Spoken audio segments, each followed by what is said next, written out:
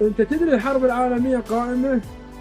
الحرب العالميه الثالثه حاليا قامت وبعد ما تقعد، لكن مو بين الدول العظمى، لا، بين الانديه العظمى، بين نادي ريال مدريد ونادي برشلونه، او تحديدا بين نادي برشلونه وانديه الدوري الاسباني، لان هاي القضيه اللي هي قضيه نيجريرا تخص كل انديه الدوري الاسباني تحديدا.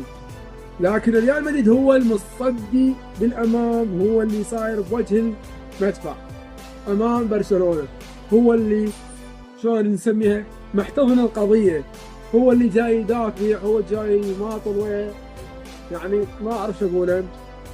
بس الفضيحه اللي صارت اليوم هي محكمه لابورتا والاستجواب اللي صار، ما حضر ولا واحد من نادي ريال مدريد، فقط المحامي لنادي ريال مدريد لما طلع بيريز التصريح وقال انه قضيه نيجريرا هي القضيه الاخطر بالوقت الحالي.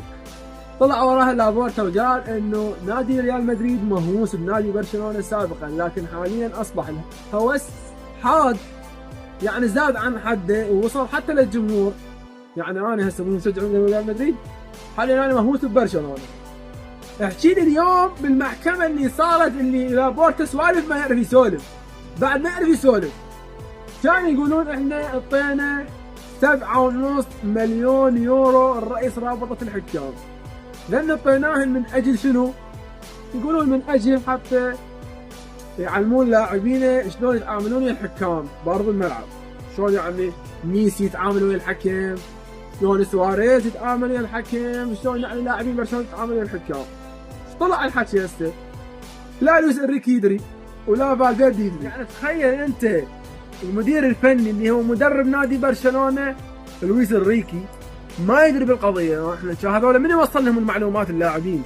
غير انت نعطيت فلوس نيجريرا رئيس رابطه الحكام وطاك المعلومات شلون تتعامل اللاعبين ويا الحكام، غير جيب انت تعطيه للمدرب حتى هو يوصل المعلومه للاعبين واللاعبين يتعاملون دول الحكام بصوره صحيحه.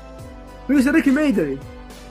فالفيردي ايضا المدير الفني لنادي برشلونه السابق اللي هو المدرب السابق لنادي برشلونه ايضا ما يدري.